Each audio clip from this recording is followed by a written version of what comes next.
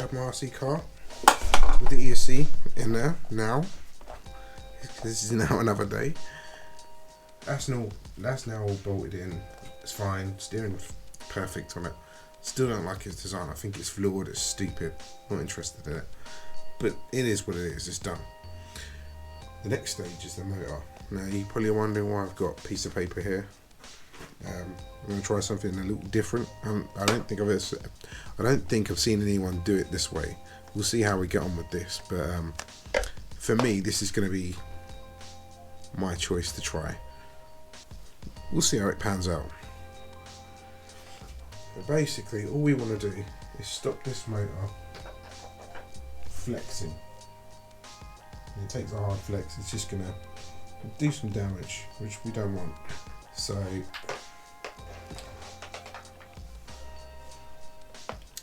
the easiest thing I can think of is silicone, because if I now need to clear silicone at that as well, if I need to clear that off metal, that's actually quite an easy job to pull silicone off metal. All I need it on there for is to just give the motor something to sit on. Now, silicone's heat resistant up to about 150 degrees, I think it is.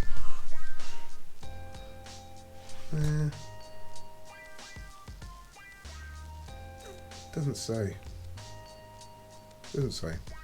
But I'm pretty sure it's about 150 degrees. So the idea is we bang some silicone on here, and I'll put the motor in with paper wrapped around it, and that would then fill the gap. I just leave it there to set. When it's set, I pull this out, rip the paper off. If a little bit gets stuck on there, it's not the end of the world. It's it's just paper, and that stops the motor from flexing into the solid metal. That's not what we want. You don't want a motor smashing into the chassis. If that should happen, it shouldn't do. It should be fine as it is, but it's a precaution. So, a messy job. Again, you don't need to do it, but this is more of a precaution.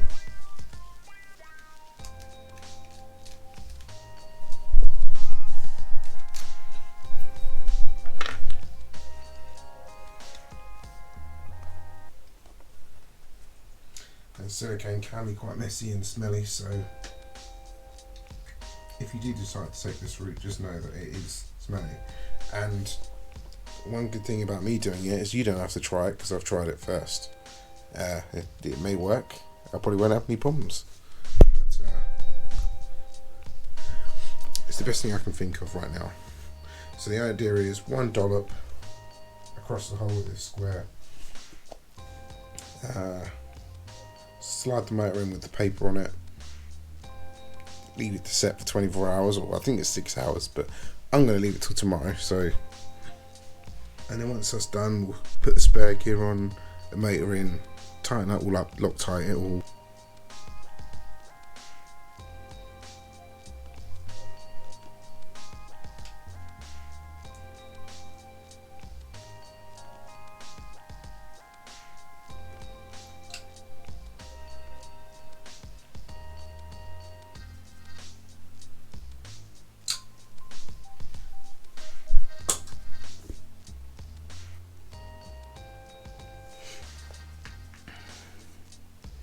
Right, that's it.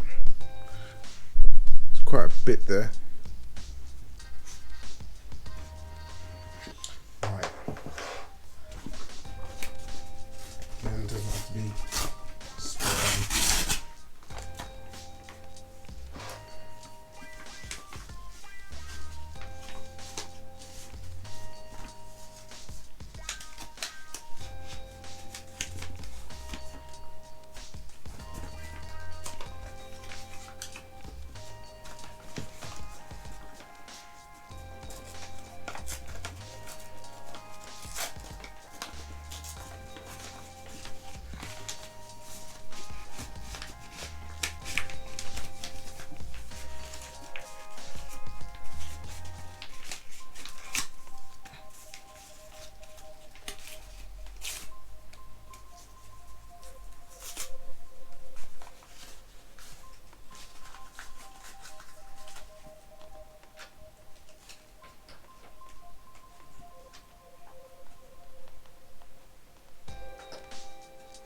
pat that down.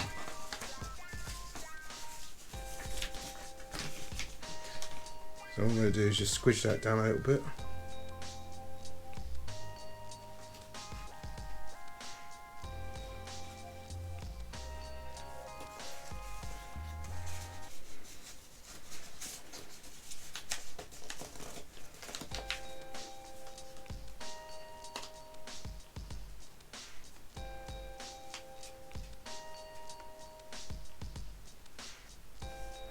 Right.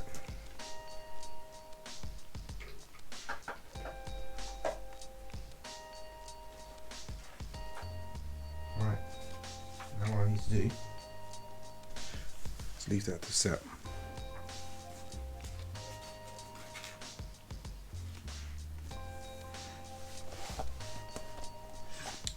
So all I'm doing is creating a cushion. So it's gonna flex regardless. But where I've done this now with paper, not directly to the motor, because I can't be asked the whole trying to pull it out. But where I've done that now with the paper there, the idea is I'm going to have a bit of a raised platform of, I don't know, maybe 5-6 millimeters thick. There's going to be a slight gap, ever so slight gap. So imagine you've got a cushion here, small space above that cushion, and then on top of that you've got the motor that sits. So the motor is not in direct contact with the silicone, so when it gets hot it's not heating the silicone up. All it's doing is just bouncing off of it if it flexes. That's all I'm doing. It's not there to support the motor, it's there to stop it smashing into the chassis and reduce the amount of flex. That's it. I don't know if this is going to work. It's worth a go. It's just another path that no one else has taken, so why not?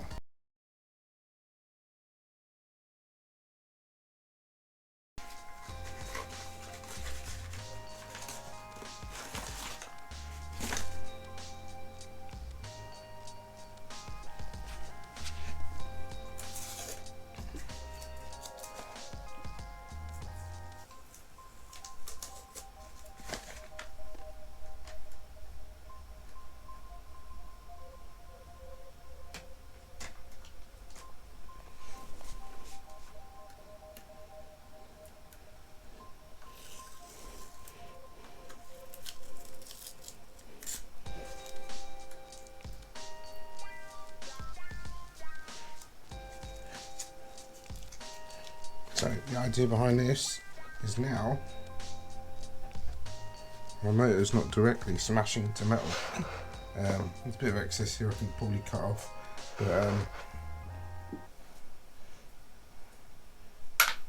I'm just going to slide this in here, and I'm going to have a good look underneath and make sure that I can't see any point that motor is touching.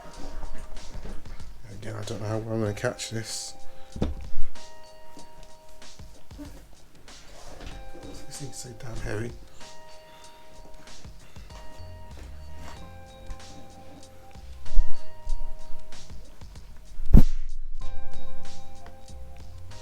You see it?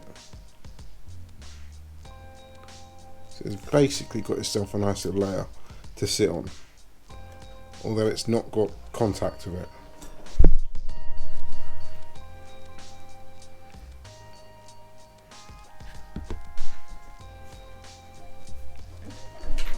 So basically when the motor expands, it may have contact with it, but because it's silicone resistant up to 150 degrees, I mean that motor should not be hitting 150 degrees.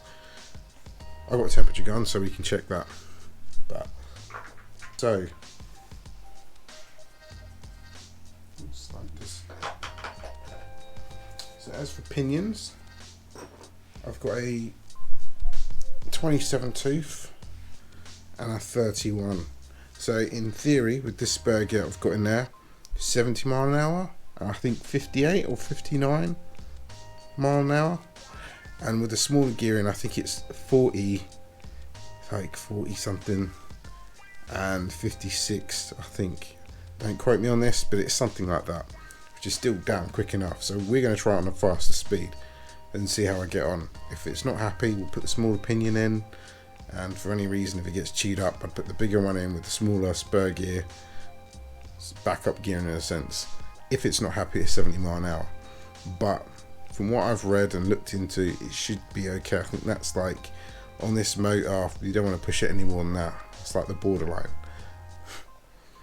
It was quite a lucky guess because I actually looked at this after I'd ordered the spur gears, and it looks like the 31 tooth with the 39 pinion, I think it is.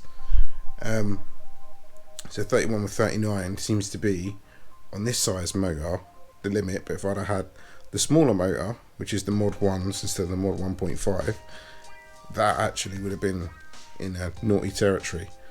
So that was quite lucky. So one of the things I kept from my X-Max was this Loctite, because I tried a number of different Loctites and none of them held my pinions in. None of them. This is the only one. So that's what I'm using. So I'll be using up my spur gear and also the motor mount. I don't particularly want to use it on the motor mount, but I don't want it sliding around, so it is what it is.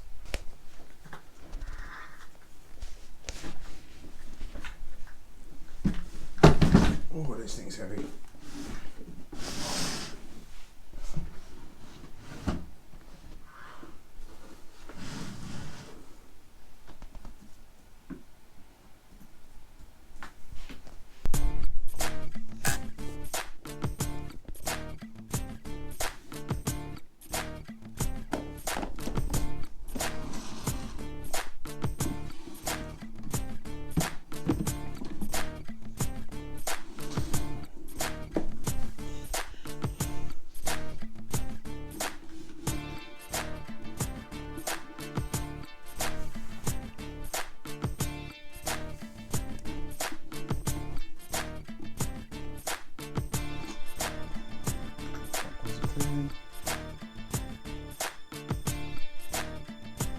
Sweet.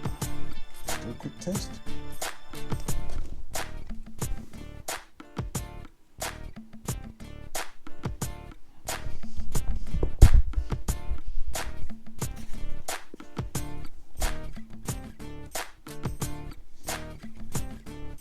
You're on.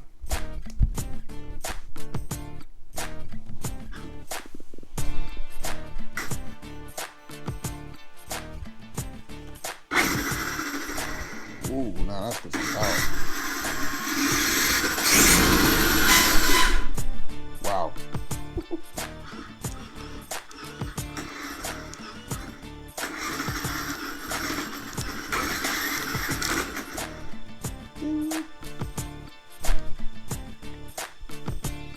Now that is powerful.